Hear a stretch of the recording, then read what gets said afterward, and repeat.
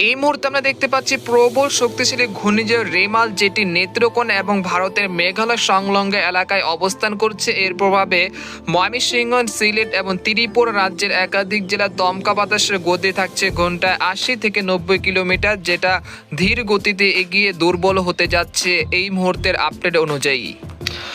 আসসালামু আলাইকুম সুপ্রিয় দর্শক, আশা করি আপনারা সবাই ভালো আছেন আল্লাহর রহমতে। আজ ২৮শে মে মঙ্গলবার। কেমন থাকতে পারে আজকের আবহাওয়া? আজ কোন কোন জেলাগুলোতে বৃষ্টিপাতের সম্ভাবনা রয়েছে? পশ্চিমবঙ্গ থেকে শুরু করে উত্তরবঙ্গ এবং ভারতের ত্রিপুরা রাজ্য এবং বাংলাদেশের কোন কোন জায়গায় ভারী থেকে অতি ভারী বৃষ্টিপাতের সম্ভাবনা রয়েছে এবং ঘূর্ণিঝড় রেমাল এবং তার বর্তমান পরিস্থিতি কি রয়েছে, এর প্রভাবে কোন কোন জেলাগুলোতে বৃষ্টি থেকে অতি ভারী বৃষ্টি সেই সাথে দমকা বাতাস থাকতে পারে, সে বিষয়ে বিস্তারিত জানিয়ে দেবে এই খবরে। এবং আগামী 10 দিনে রংপুর এবং উত্তরবঙ্গের জেলাগুলোতে ভারী বৃষ্টির পূর্বাভাস দিয়েছে বাংলাদেশ ও ভারতীয় আবহাওয়া দপ্তর। তো জানতে হলে ভিডিওটি প্রথম থেকে শেষ পর্যন্ত দেখতে থাকুন। আর আপনি কোন জেলা থেকে আমাদের আবহাওয়ার খবরটি দেখছেন, অবশ্যই আপনার জেলার নামটি আমাদের কমেন্ট বক্সে জানিয়ে দিবেন।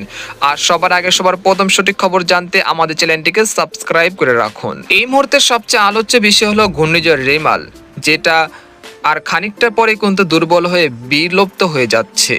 আমরা দেখতে পাচ্ছি এর প্রভাবে ময়মনসিংহ, কিশোরগঞ্জ, তারপর মৌলভীবাজার, সিলেট, তারপর রয়েছে হবিগঞ্জ, তারপর রয়েছে সুনামগঞ্জ, নেত্রকোনা, এই অঞ্চলগুলোতে প্রায় ৭০ থেকে ৮০ কিলোমিটার বেগে দমকা বা ঝড়ো হাওয়া বয়ে যাচ্ছে। সেটা আর কিছুক্ষণের মধ্যেই দুর্বল হতে যাচ্ছে ঘূর্ণিঝড় রেমাল। এখন আমরা দেখতে পাচ্ছি ঘূর্ণিঝড়ের সেন্টারটা ময়মনসিংহ এবং সিলেট বিভাগের মাঝামাঝি অবস্থান রয়েছে। সেটা আর কিছুক্ষণের মধ্যে শ্রীলং এবং ভারতের মেঘালয় রাজ্যে দিয়ে সেটা বিলুপ্ত হয়ে যাবে। এখান দিয়ে এটা বিলুপ্ত হয়ে যাবে, এরপর আর এটার কোনো চিহ্ন থাকবে না। পরবর্তীতে এটা ইতিহাসের পাতায় চলে যাবে। আর এদিক থেকে আমরা দেখতে পাচ্ছি রাজশাহী এবং খুলনা বিভাগের আকাশ প্রায় পরিষ্কার হয়ে যাচ্ছে। আর এদিকে রয়েছে দক্ষিণবঙ্গের কলকাতা, তারপরে খড়গপুর, আরামবাগ, তারপরে দক্ষিণ পশ্চিম মেদিনীপুর, তারপরে উত্তর ও দক্ষিণ ২৪ পরগনা, কাটুয়া, তারপরে দুর্গাপুর, তার বানকুড়া, তারপর সিউড়ি, তারপর রয়েছে মুর্শিদাবাদ, তারপর রয়েছে মালদাহ, এই অঞ্চলগুলোর আকাশ প্রায় পরিষ্কার হয়ে যাচ্ছে আজ বেলা ১১টা থেকে ১২টার মধ্যেই। আর এইদিকে যদি আপনাদেরকে দেখিয়ে দিই বৃষ্টি বা বজ্র বৃষ্টিতে এই মুহূর্তে কোন কোন জেলাগুলোতে বৃষ্টিপাতের সম্ভাবনা থাকছে, তো আমরা দেখতে পাচ্ছি ঢাকা বিভাগের একটি স্থানে খুব সামান্য বৃষ্টিপাতের সম্ভাবনা রয়েছে। সেই সাথে উত্তর পশ্চিম দিক থেকে ঘন্টা ৫০ থেকে ৪০ কিলোমিটার বেগে দমকা বা ঝড়ো হাওয়া বয়ে যাচ্ছে। সেটা আজ দুপুর থেকে বিকেল নাগাদ কমে আসতে পারে। এরপর কিশোরগঞ্জের আমরা দেখতে পাচ্ছি কিশোরগঞ্জে কিছু কিছু জায়গা বিক্ষিপ্ত বৃষ্টিপাতের সম্ভাবনা রয়েছে, যেটা আজ দুপুর থেকে রাতের মধ্যে কমে আসতে পারে।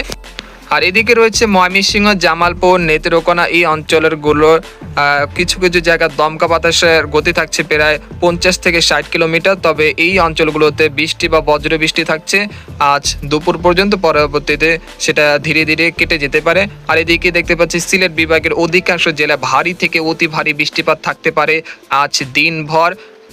দেখতে পাচ্ছি আমরা সিলেট, তারপর রয়েছে জৈন্তারপুর, তারপর রয়েছে সুনামগঞ্জ, তারপর রয়েছে মৌলভীবাজার, তারপর রয়েছে হবিগঞ্জ, এই অঞ্চলগুলোতে প্রায় ভারী থেকে অতি ভারী বৃষ্টিপাত থাকতে পারে।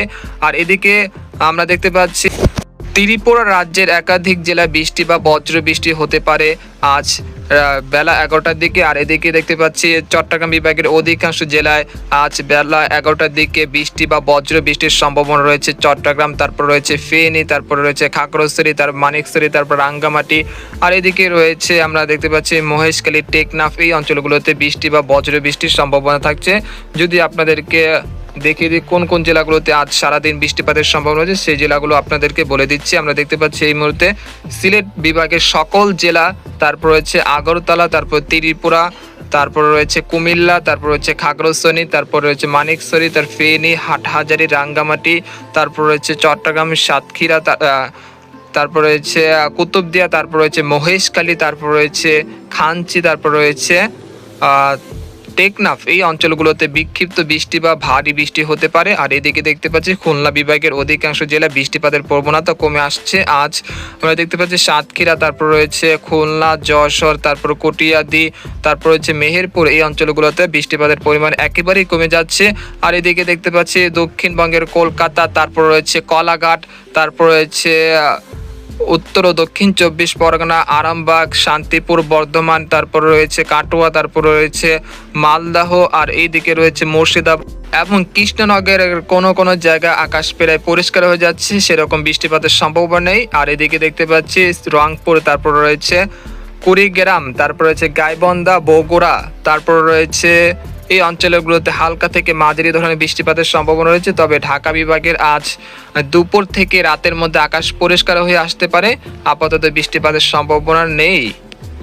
এরপর আমরা যদি আগামী 29 তারিখে চলে যাই, আমরা দেখতে পাচ্ছি 29 তারিখ থেকে আবহাওয়া প্রায় স্বাভাবিক হয়ে আসতে পারে বরিশাল, খুলনা, ঢাকা, রাজশাহী বিভাগের জন্য। দক্ষিণ বাংলার একাধিক জেলার আবহাওয়া শুষ্ক স্বাভাবিক হয়ে আসছে। তবে উত্তরবঙ্গে আবারও বৃষ্টিপাত শুরু হয়ে যাচ্ছে। রংপুর, ময়মনসিংহ এবং উত্তরবঙ্গের আলিপুরদুয়ার, কোচবিহার, জলপাইগুড়ি, শিলিগুড়ি এই অঞ্চলে ভারী থেকে অতি ভারী বৃষ্টিপাতের সম্ভাবনা রয়েছে আগামী 30, 31, তারপর জুন মাসের 1 তারিখ, 2 তারিখ, 3 তারিখ, তারপর 4 তারিখ পর্যন্ত ভারী থেকে অতি ভারী বৃষ্টিপাতের সম্ভাবনা রয়েছে। আর এই বৃষ্টিপাতের ফলে রংপুর এবং ময়মনসিংহ, সিলেট বিভাগের কিছু কিছু অঞ্চলে সাময়িকভাবে জলাবদ্ধতা বা বন্যায় আক্রান্ত হতে পারে আগামী দিনগুলোতে। আর এদিকে ঢাকা, তারপর রয়েছে বরিশাল, খুলনা, রাজশাহী, চট্টগ্রাম বিভাগের বৃষ্টিপাতের পরিমাণ কমে যেতে পারে। সেই সাথে সারা দেশে দিন ও রাতের তাপমাত্রা সর্বোচ্চ 5 ডিগ্রি সেলসিয়াস পর্যন্ত বেড়ে যেতে পারে।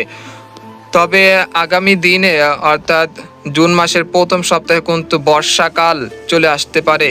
আমরা দেখতে পাচ্ছি টেকনাফ উপকূল দিয়ে মৌসুমী অক্ষরেখা যেটা বাংলাদেশের দিকে প্রবেশ করবে এবং পরবর্তীতে এটা সারা বাংলাদেশ জুড়ে বর্ষাকাল অনুভূতি হতে পারে আগামী জুন মাসের প্রথম সপ্তাহ জুড়ে। তো এই ছিল আজকের গুরুত্বপূর্ণ আবহাওয়ার খবর। এরকম ইন্টারেস্টিং আবহাওয়ার খবর জানতে আমাদের সাথেই থাকুন।